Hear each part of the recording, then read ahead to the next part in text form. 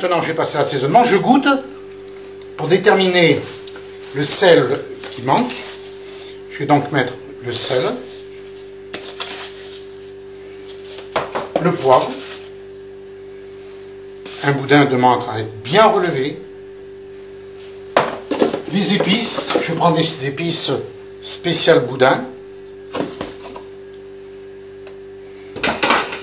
et je vais maintenant bien remuer à la main. En remuant à la main, ça me permet de voir si j'ai la bonne quantité de sang et de bien mélanger de manière à bien répartir mon assaisonnement.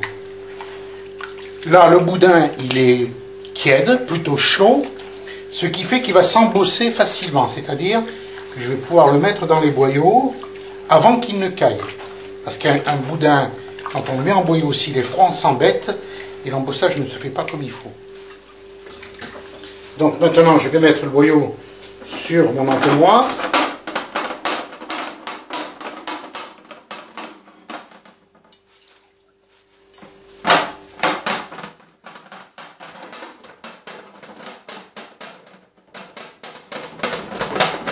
Voilà, je vais faire un nœud.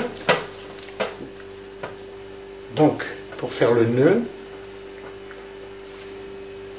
voilà, pour faire un nœud à boudin, on passe les deux doigts derrière et on tire. Voilà, donc là, on peut mettre le boudin dedans. Voilà, on va donc procéder à l'embossage du boudin avec un petit bâton.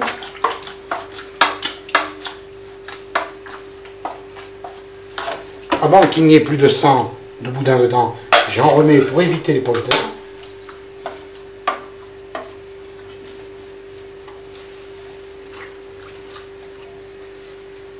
À chaque fois que l'on remet du boudin dans l'entonnoir, on doit veiller à ce qu'il reste un peu dedans pour éviter les poches d'air.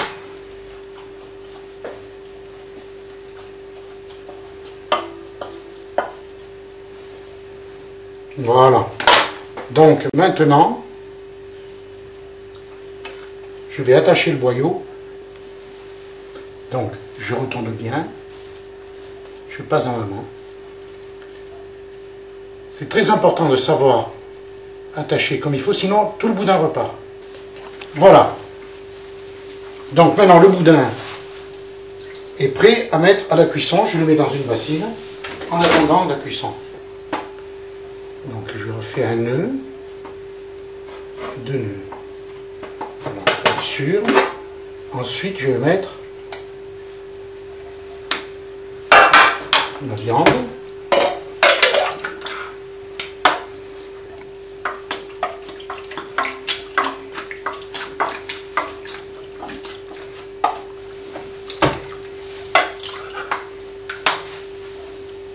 Alors quand on prépare les boyaux au boudin, il ne faut pas faire des grandes longueurs de boyaux parce que quand on le met à cuire ensuite, on a beaucoup plus de difficultés à sortir une grosse masse de boudin qu'une petite.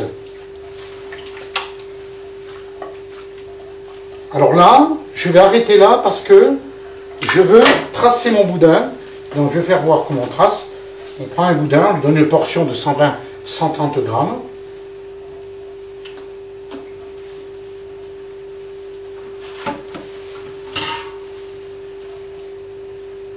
Quand on a fait 4 boudins comme ça, on en prend 2 que l'on attache ensemble. Et on continue.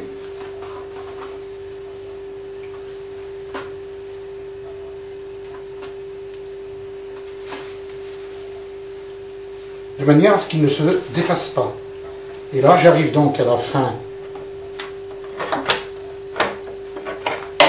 du cornet. Je vais donc attacher mon dernier boudin. Donc on va mettre le boudin à cuire, le bouillon est prêt, on descend la bassine dans le bouillon, on retourne délicatement, et là on va brasser le boudin tout doucement pour faire circuler l'eau bouillante, en fait c'est du bouillon, voilà, pour que le bouillon pénètre bien partout.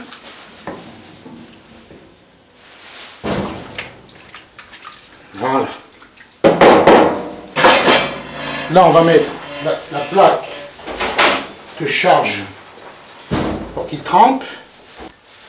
On va mettre le thermomètre à cuisson et on va maintenir la cuisson du boudin 45 minutes à 85 degrés maximum, 80 degrés minimum. Bon, alors le boudin est cuit, ça fait 45 minutes qu'il cuit à 80 degrés. Voilà. Je vais donc le sortir.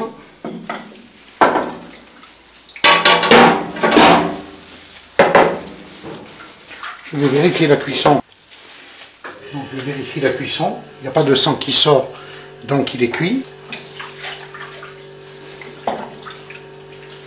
J'aurai l'avantage de faire des petites brasses. Et je le plonge dans l'eau froide. Je le plonge dans l'eau froide ici.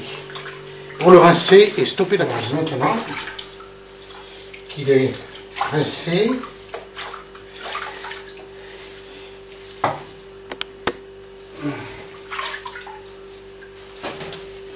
je vais le mettre à égoutter ici avant de le mettre sur les tourniquets. Bon, maintenant le boudin a bien séché, je vais le mettre donc, je vais mettre le boudin sur tourniquet. Voilà, alors le fait de l'avoir rincé et le fait de l'avoir mis à sécher avant, c'est pour éviter que une gélatine se forme entre les couches. Et là, dans ces conditions-là, le boudin se conserve très très mal. Voilà.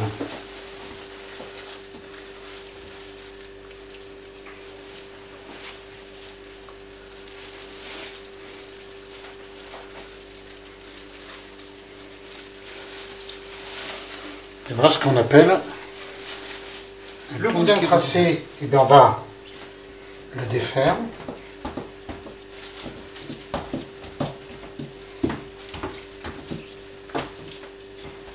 Voilà. Et ensuite on le met. Voilà, donc le boudin est terminé, il est prêt pour la vente. On peut voir une coupe de boudin qui est tout à fait parfaite, tout à fait convenable. Voilà, avec les morceaux de gras et de maigre bien apparents. Pas trop de sang, pas trop de gras, pas trop coupé gros. Voilà, voilà ce qu'on doit obtenir pour un boudin moelleux à point. Pour retrouver la recette du boudin noir, allez sur le site internet http://lecochonetlebeuf.fr.